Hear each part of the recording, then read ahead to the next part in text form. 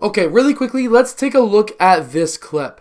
What am I doing? How was I able to get this jump ball call? And how you can actually do this yourself. So this is actually a perfect strategy for you and a strategy that I like to use myself when I used to be playing the game back like 12 years ago, but also still today. So let's get down and let's check out what I actually did. Okay, so first off, he's not exactly boxing me out right here. However, I do know that there is no way that I'm going to be able to get this rebound. He's got at least 1 to 2 inches on me. He's much younger. He's also much lighter. And I don't have the same vertical jump as he has. So instead of trying to go for the ball and get that rebound, potentially get that foul, I just land, and when he brings that ball down, this is when you want to go for that ball.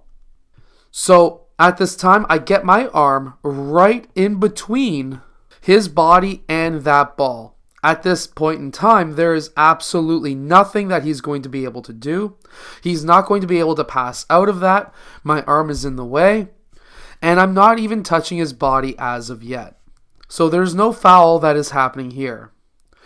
As soon as I get my arm in there, I then grab that ball and rip it against my bicep. Once this happens, this ball is mine. There's nobody who is going to be able to take this ball from me. So at this time, I get him off balance, and I have this ball against my shoulder, my forearm, my bicep, and my hand. Now, I take a wider stance, I bring that foot back, and now watch up here. I bring my right hand over top and I rip forward. So that happens right about here. I take that wider stance and then I rip over his shoulder. A lot of players will try to rip down. A lot of players will try to rip across their body. However, I don't want to injure players. So the best way to go is to go over top of their shoulder, because then their arms are not twisting in a weird location, and there's no way that there's going to be any kind of an injury. Now, I got that jump ball call. The other team got the ball, but this team is a very fast team. They're able to get that outlet pass quick and get down court. So as long as I've stopped that play from happening, got that ball, and if he let go right away, I would have had a layup, and since he didn't, it was a jump call. Then at that point, I've now at least slowed down their offense, slowed down their transition. Anytime a player brings that ball down from a rebound, whether they dribble that ball or they just bring it down to look for the pass, you should be going for that ball. You don't have to hit it. That's not what I'm looking for you to do. Because if you go and swipe at it, it's usually an automatic foul, whether you make contact with that body or not. But if we look back, and we actually look at how I was able to get my arm in the middle, he had the ball right here, and I had my hand in between that ball and his body. Because when it's here, it's really hard to pass out of when there's somebody over top of this arm, basically making it unable to make that pass.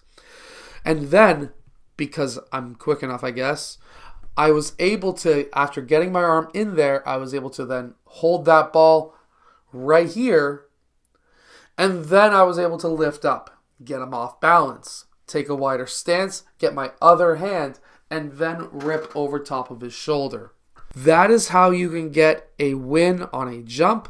Now, I will point this out. If we look closely, when I go and grab that ball right there, I grab onto his wrist. You can see that right there.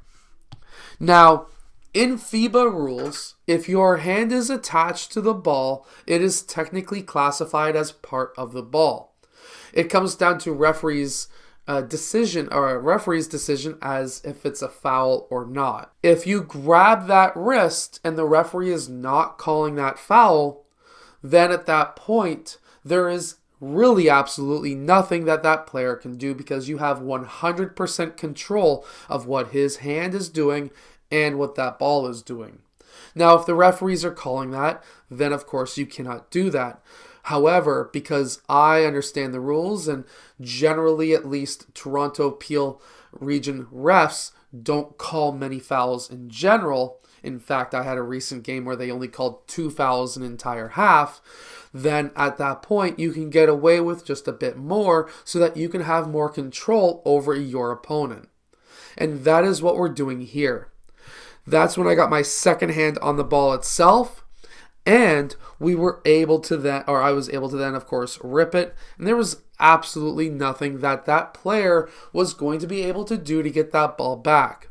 For any player who I've coached, they know that once I have that ball, there is nothing that you can do. I always like to have a fun game with my players and say, hey, try to grab this ball for me. You've got 20 seconds.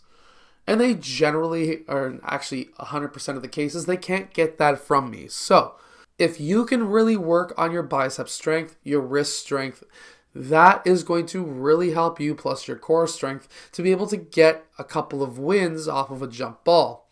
Some referees would have not called that a jump ball and would have allowed that to go through because we were not holding the ball for more than 5 seconds. I got it, I ripped, and for some referees, that's enough to say, well, that's your ball, there's no jump. So it all comes down to the referee, but to be aggressive like this is something that is a must in today's game. I hope that you've enjoyed today's video. Hit that like button, subscribe, and I'll see you guys again next time.